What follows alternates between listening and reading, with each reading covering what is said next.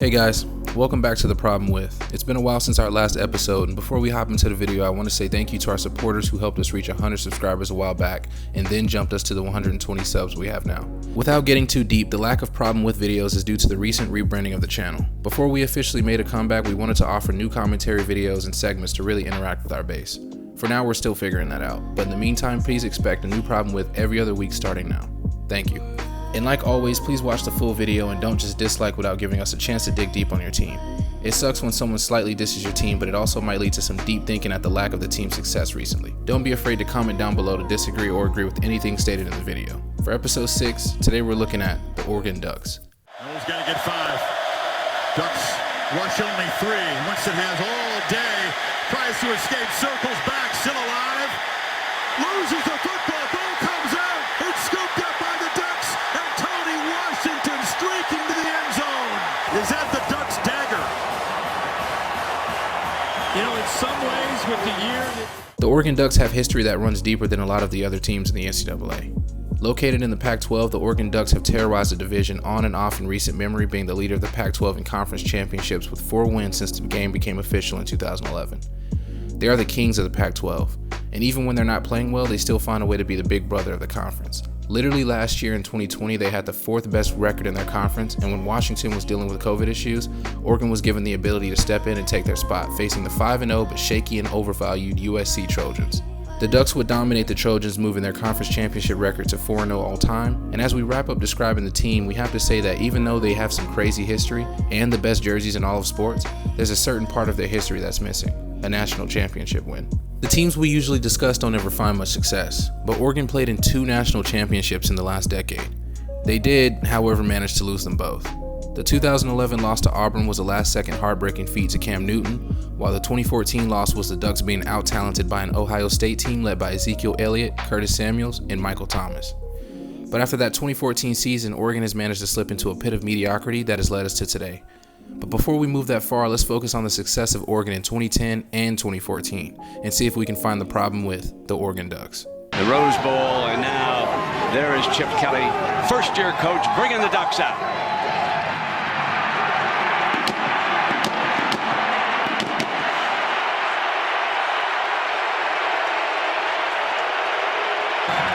Jim Tressel and the Ohio State Buckeyes.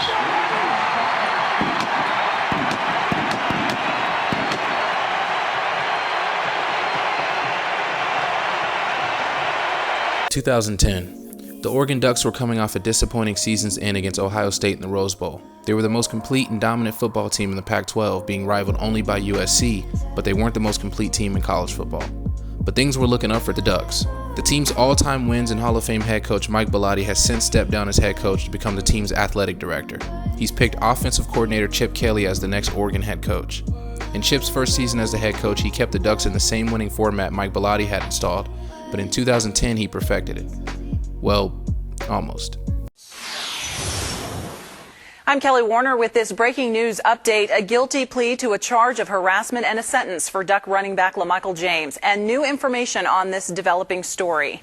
Let's go to News Source 16's Mark Mullins, who is live at the Lane County Courthouse, and he was in court when all this happened this morning. Mark? Well, Michael James must check in with the Lane County Jail by 4 o'clock this afternoon. He was sentenced to 10 days in jail with credit for time served, although that doesn't necessarily mean that he'll spend any more time in jail. That'll be up to the Lane County Sheriff's Office. With Oregon's starting quarterback dismissed from the team and LaMichael James suspended for the home opener, Oregon still looked to be as dominant as ever, defeating the New Mexico Lobos 72-0 in electrifying fashion. Sophomore Darren Thomas was given the starting quarterback job and led Oregon to historic heights over the course of the season. After an electrifying next 2 games against the SEC's Tennessee and FCS's Portland State, Chip Kelly's no-huddle spread option offense was wreaking havoc throughout college football. Starting the season at ranked number 11, Oregon was slowly moving up with each dominant win until they had the opportunity to do something they've never done before. After a dominant performance in Southern California, Oregon would become number 1 in the BCS poll for the first time in school history. But with the honor came pressure. Oregon would begin slowly downgrading in performance, and although they would still finish 12-0, they began struggling to get going early in football games. But luckily, even with the slow starts, the talent they had was too difficult to contain for 60 minutes, and they would finish the regular season 12-0, having a week to rest while the conference week was in function, considering there wouldn't be a Pac-12 championship game until the next season. With Auburn defeating South Carolina in the SEC championship game in Heisman fashion, Oregon was stripped of the number 1 ranking. However, they still sat at 2, punching them a ticket to the national championship game against Heisman winner and number 1 overall draft pick Cam Newton. But Oregon also had their weapons. LaMichael James won the year's best running back award, and they had Chip Kelly, who was voted the best coach that season. But that didn't help Oregon clearly, as they went scoreless in 2 quarters and lost on a last-second field goal, putting an end to their historic season. But this was just the beginning of Oregon's newfound dominance. Running back LaMichael James was still on the team, as well as quarterback Darren Thomas. And as the next season started, Oregon was looking to continue dominating and return to the national championship game again. However, they lost week 1 to LSU. But at least Oregon didn't flinch. They finished the year with a 10-2 record with another loss to USC before defeating UCLA in the first ever Pac-12 championship game, then defeating Wisconsin in the Rose Bowl. They finished the season with a 12-2 record and would go on a 23-3 record over the next 2 years, winning another Pac-12 championship and another New Year's Six bowl game. But 2014 is where things got interesting. We are ready now to unveil the 4 teams who will compete for the national championship in the first college football playoff. So let's take a look at the bracket right now, and we will start at the top. College football playoff rankings brought to you by AT&T. Sitting at number 1. 2014. College football has taken a different turn. The BCS was no more. Instead, college football turned into a playoff format where 4 teams were looking to take the inaugural honors. Oregon was once again set up for dominance. After Chip Kelly left to coach the Philadelphia Eagles in 2013, his then offensive coordinator Mark Helfrich took over in hopes to slightly improve Chip Kelly's system. His first year was good, leading Oregon to an Alamo Bowl win against Texas, but in year 2 he and the team were looking for more. Marcus Mariota was under center and DeAnthony Thomas was running circles. Mark Helfrich had the team ready when the season started, winning the first 4 games of the season, including a college game day win against top 10 ranked Michigan State. Marcus Mariota was playing phenomenal. He was getting Heisman buzz and had Oregon looking like one of the most dominant teams in the nation until they faced Arizona. Arizona brought pressure and defensive gameplay that stalled Oregon just long enough for them to steal the game from one of the best teams in the nation, pushing Oregon back in the rankings.